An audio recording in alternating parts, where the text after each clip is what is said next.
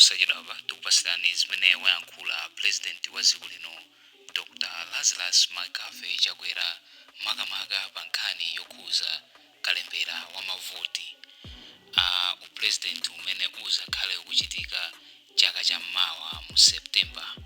Ndipo presidentiyo wayankhula zimenezi ku State House kulimbikitsa Amalawi kuti akalembese ngakhale padakali pano simunapange chisankho choti mukavotera ndani, koma presidentiyo wapempha nonse kuti mukalembese pamene kalemberayo wayamba zigawo zina za dziko lino la Malawi. Taonerani zimene wayankhula President Dr. Lazarus Makafe Chakwera zokhuza kulembesa mavoti. Amayi ndi abambo, bungwe loyang'anira zisankho m'dziko muno lija la Malawi Electoral Commission MEC lalengeza kuti ntchito yawo yolembetsa Malawi mukaundula wa zisankho zomwe zikubwera chaka chamawachi yayambika lero. Iwowa anena kuti ntchitoyi ichitika m'magawo atatu, ndipo gawo loyamba lomwe atsekulira lero kuchitipa, Karonga, Mzuzu, Kotakota, Chisi, Salima, Dedza, Machinga, Chiradzulo, Neno, Palombe, Balaka ndi Mulanje likhala likuchitika masabata okwana awiri mpaka pa 3 November.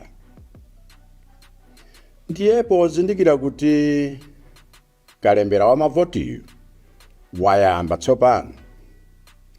Ndimati ndikulimbikitseni kuti chonde musakwewulese kulembetsa malamulo akulu a dziko lino komanso malamulo akayendetsedwe ka zisankho amanena kuti Malawi aliyense amene atadzakhale wakwanitsa zaka 18 pa nthawi yoponya voti pa 16 September 2025 ali ndi ufulu wodzavota nawo ngati ali ndi chiphaso chauzika.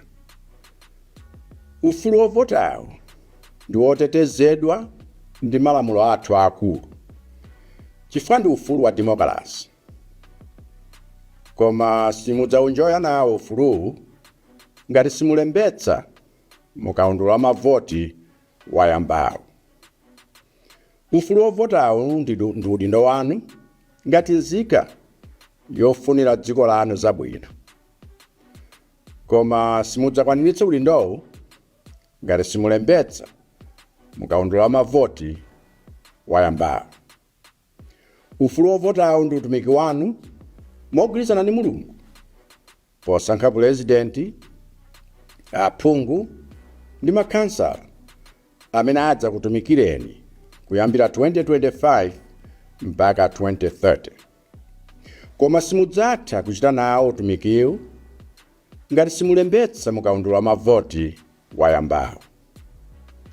Ndiye ngati muli nzika ndipo zokuyenerezani kudzavota muli nazo, chonde kalembetseni mukamva kuti ameki afika m'boma lanu. Kaya amene mudzavotere munapeza kale, kaya mukadaganizabe, chonde kalembetseni mukamva kuti ameki afika m'boma lanu. Komanso nikupempheni atsogoleri nonse azipani zosiyanasiyana, komanso mafumu ndi atsogoleri azipembedzo zosiyanasiyana kuti muwalimbikitsa Amalawi amene inu mukuwatumikira kuti akalembetse. Komanso alimbikitseni kuti potenga nawo gawo mukalembera wa mavoti asunge bata ndi mtendere ndi malamulo.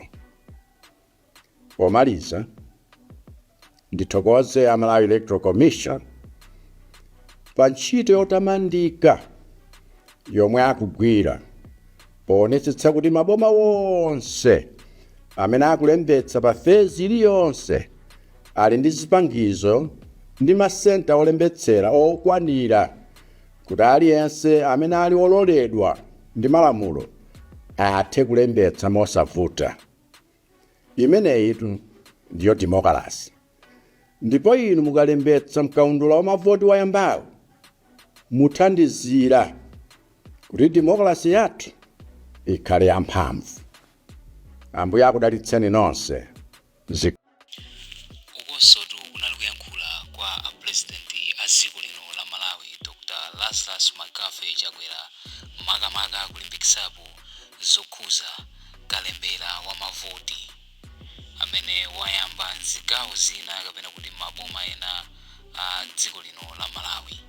Apresidenti akupempha komanso akulimbikitsa Malawi wonse kuti ena mwina atha kukhala sakuziwa koma atsogoleri osiyanasiyana amdera mwathu azipembedzo zochitika zosiyanasiyana alimbikitse Amalawi kuti akalembetse kaundula wa mavoti, pakuti kupanda kutero ndi kuti zidzakhale zovutirapo kapena kuti sizidzatheka kuti muvotere presidenti amene mukumfuna. So kalemberayi wayambika ndipo apresidenti akuti amayi ndi abambo, bungwe loyang'anira zisankho mdziko muno lija la Malawi Electoral Commission MEC lalengeza kuti ntchito yawo yolembetsa Malawi mkaundula wa zisankho zomwe zikubwera chaka chamawachi yayambika lero. Iwowa anena kuti ntchitoyi ichitika m'magawo atatu, ndipo gawo loyamba lomwe atsekulira lero kuchitipa, Karonga, Mzuzu, Kotakota, Chisi, Salima, Dedza, Machinga, Chiradzulo, Neno, Palombe, Balaka ndi Mulanje likhala likuchitika masabata okwana awiri mpaka pa 3 November. Ndiyepo zindikira kuti kalembera wa mavotiyo wayamba tsopano. Ndimati ndikulimbikitseni kuti chonde musakwewulese kulembetsa malamulo akulu a dziko lino komanso malamulo akayendetsedwe ka zisankho amanena kuti Malawi aliyense amene atadzakhale wakwanitsa zaka 18 pa nthawi yoponya voti pa 16 September 2025 ali ndi ufulu odzavota nawo ngati ali ndi chiphaso chauzika. Ufulu ovotawo ndi otetezedwa ndi malamulo athu akulu chifukwa ndi ufulu wa demokrasi. Koma simudzaunjoya nawo ufuluwu ngati simulembetsa mukaundula wa mavoti wayambawo. Ufulu ovotawo ndi udindo wanu ngati nzika yofunira dziko lanu zabwino. Koma simudzakwaniritsa udindowu ngati simulembetsa mukaundula wa mavoti wayambawo. Ufulu ovotawo ndi utumiki wanu mogwirizana ndi Mulungu posankha purezidenti, aphungu ndi makhansala amene adza kutumikireni kuyambira 2025 mpaka 2030. Koma simudzatha kuchita nawo utumikiwu ngati simulembetsa mukaundula wa mavoti wayambawo. Ndiye ngati muli nzika ndipo zokuyenerezani kudzavota muli nazo, chonde kalembetseni mukamva kuti ameki afika m'boma lanu. Kaya amene mudzavotere munapeza kale, kaya mukadaganizabe, chonde kalembetseni mukamva kuti ameki afika m'boma lanu. Komanso nikupempheni atsogoleri nonse azipani zosiyanasiyana, komanso mafumu ndi atsogoleri azipembedzo zosiyanasiyana, kuti muwalimbikitsa Malawi amene inu mukuwatumikira kuti akalembetse. komanso alimbikitseni kuti potenga nawo gawo mukalembera wa mavoti asunge bata ndi mtendere ndi malamulo. Pomaliza, ndithokoze Malawi Electoral Commission pa ntchito yotamandika yomwe akugwira poonetsetsa kuti maboma wonse amene akulembetsa pa fezi iliyonse ali ndi zipangizo ndi masenta olembetsera okwanira kuti aliyense amene ali ololedwa ndi malamulo athe kulembetsa mosavuta.